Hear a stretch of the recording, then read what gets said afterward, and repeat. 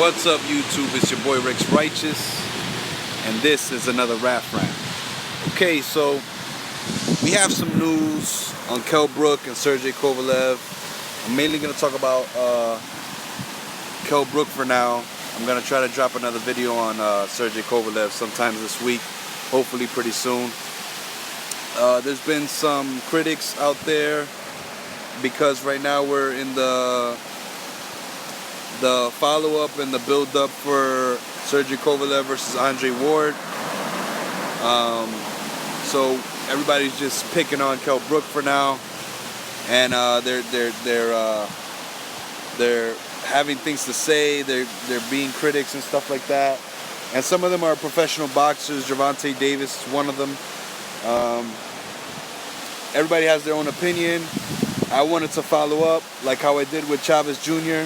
I don't know if you watched that video, but I like to follow up when certain opposition, people that were favored or people that were thought as an equal to the fighter that won the fight, and find out their backstory, see how they felt at the end of the fight. Because sometimes a lot of fighters that win the fight are praised a little bit more.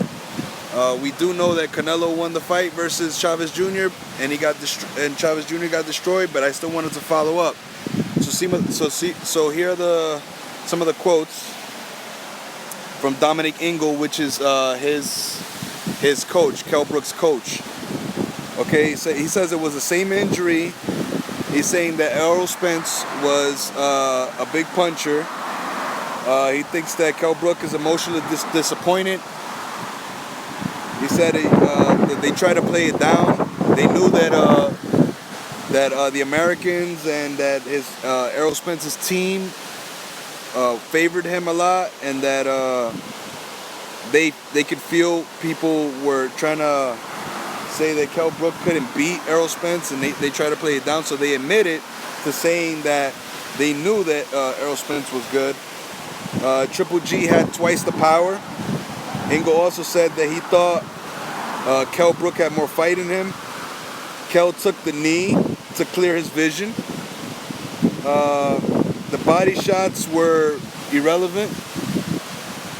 Also, they also said that Kell Brook has 2 more fights in him, and that his coach, Dominic Ingo, is leaving it up to Kell Brook to make a decision on if he wants to continue to fight. They mentioned Amir Khan. They mentioned Leon Smith for the 155 weight class. Ingo also commented saying that Kell Brook is gonna keep having a hard time making weight, because as you get older, it kind of messes up your body every time you keep trying to go down. You know, if you're not naturally at that weight, if it's not easy for you to make that weight, it's gonna keep continuing to destroy your body and stuff like that. And that's Dominic Ingle's position. Kell Brook wants to keep fighting, though. I saw another interview as well, and Kell Brook wants to keep fighting. He says he doesn't want to leave the sport like that, and it's not in him to leave the sport like that. So obviously he's gonna keep fighting. They said that it was the same injury. I said that earlier, but I wanna go off of that because that's a good talking point. They said it was the same injury, and I feel like that is part of the reason why he took a knee, and that is part of the reason why he also didn't want to finish the fight. It was the 11th round. He started to feel more pain in that eye in the 6th round, and that's when he started to process through his brain that he can't use his eye the way he wants to, and all the things that were instructed with him with the other eye, how to protect it, and how the damage was done to his eye and what could happen if it was hit again, all went through his mind again in the 6th round. After he was hit in that eye, he started to feel the same types of pains when he was already warned on not fighting with the other eye. So obviously it's only natural that he quit the fight, or he took a knee, or he just said no mas. But I don't think it's on the same category as Chavez Jr. or Victor Ortiz. I saw someone say that in one of the forums that I'm in, and I think that that's a little ridiculous. Kell Brook has 2 losses compared to these guys. That's nothing. Kell Brook also lost to the Boogeyman in boxing, which is known as Triple G. And he only has 1 technical loss in the welterweight division to Errol Spence, which is one of the best. And if you think about it, you want to put him up against anybody, Errol Spence can probably be top 5 right. He's probably top 5 right now. I don't see how he's not. So for him to have a loss or for him to have injury due to this boxer, it's not a big deal. You know, people want to bring up the fact that he quit or whatever. Well, he quit in the 11th round, and he quit after he couldn't see. So I'm not here to defend Kell Brook. I just want to make it even for both sides. You know what I mean? I like to watch boxing, but I don't like to be on hype trains and none of that kind of stuff. So that's one of the main reasons why I made this video. I like Kell Brook a lot. I thought his combinations were awesome. Like his what's it called? His game plan is what I like the most about how he fought Errol Spence, and I think that's one of the best ways to fight Errol Spence, unless you can match his power and brute. But yeah, that's all I wanted to comment on. I really feel like it's a shame that people are really trying to pick on Kell Brook. There's a lot of boxers from the past that can't even talk anymore, can't think for themselves, can't write, can't have a full conversation. And I've been around that kind of stuff before, because I've been to some of these gatherings where they're having like a Hall of Fame type of thing, and we can't even have a full-on conversation with this dude. So, you know, I think it's a little messed up that we don't think about our boxers. We look at them like they're animals, like they're circus animals, and they just come out to fight and you know, have nothing to do after their life. Like they don't have kids, like they don't have family, like they don't have people that they want to see. Also, it's a survival thing too. We're talking about the 5 senses. The 5 senses, that's the most important thing in life itself. See, breathe, be able to hear, smell, taste. That's one of the 5 senses in the world. So, you know, for someone to go after his character like that, I think it's a little messed up, you know? Okay, thank you. All right. Okay. Okay. All right. Yeah. They're doing something over here, but I'm gonna just wrap this up soon. But yeah, I just wanted to comment on Muhammad Ali real fast. Say a little something about Muhammad Ali. How you know, it's still questionable, how it's still an argument or it's still debatable that Muhammad Ali got Parkinson's disease because he fought.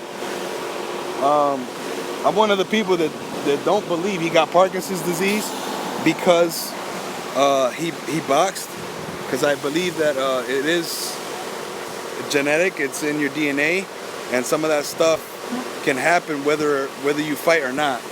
But I do believe that him boxing and the style that he fought in is it didn't help. So him fighting that style didn't help. You know what I mean? And I feel like that's one of the things that went against Ali and his lifestyle and the way that he grew to be. You know what I'm saying? He's still a legend. He's still the greatest of all time. But with everything turning out the way it did, you know, we don't want that for our legends. We don't want that for our friends, our family, people that we care about. So why is it any different for a boxer? Even if you don't like him, you know, it's a low thing to do. So, like I said, I'm just making it even, man. I'm that guy. I'm that guy that wants the fight to be fair. I want people to comment and talk about this. Say what you really believe. Do you think Kell Brook should have quit? Do you think he should have kept going and be a warrior and all this? Or should he continue to think about his life and stuff like that? And even so, Even if he still wants to fight, which I disagree with, he lost his title. He lost it in front of his fans, so they're not happy with him right now. But at the same time, I don't think he's discredited for saying that I can't fight anymore. Another analogy I would like to create, or to put as if this works for boxing. Maybe you guys will be able to hear me out. But in basketball, if a guy breaks his leg, like Derrick Rose, he breaks his leg, he comes back the next year after recovering, and he breaks his other leg, which has happened. Are you gonna judge him for saying I can't fight? It's for saying I can't play?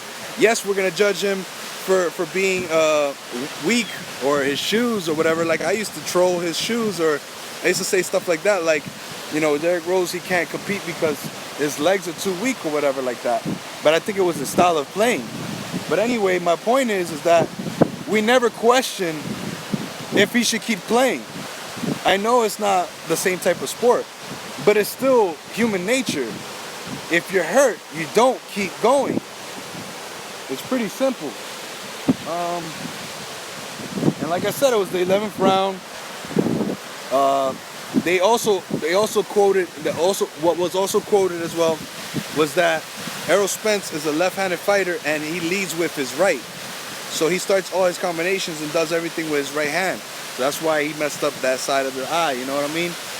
You know, that's all I really have to say. What do you guys think? Should Kell Brook keep fighting? Should he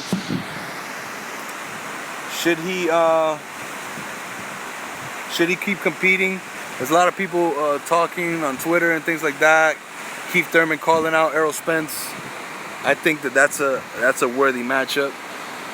But yeah, I just wanted to follow up on everything that's going on with Kell Brook. Mainly like what was said after the fight. And if you guys have any other quotes or anything that's being said out there, then feel free to comment on this video. Share it, like it, subscribe. I want to say thank you to all my subscribers out there, all my new subscribers out there. I'm trying to keep up with all your comments and everything like that. I just want to say thank you. Thank you for subscribing. And let's just keep the dialogue going. This is me ranting, but it's the same as if I was writing a big paragraph about boxing, because I have a lot to think about when it comes to some of these fights. And I'm just trying to learn more and more as I go. So that's all I wanted to say. I hope you guys are enjoying your day, your week. You're enjoying your Memorial Day weekend, or you had already. And or if you're starting your summer or anything like that, wherever you are, man, I hope peace be with you, and I hope everything is good. Stay positive out there, stay motivated, stay strong. For everybody, my brothers, sisters, all my family, everybody out there, you already know, it's your boy Rex Righteous. Let's keep boxing alive, yo. Peace.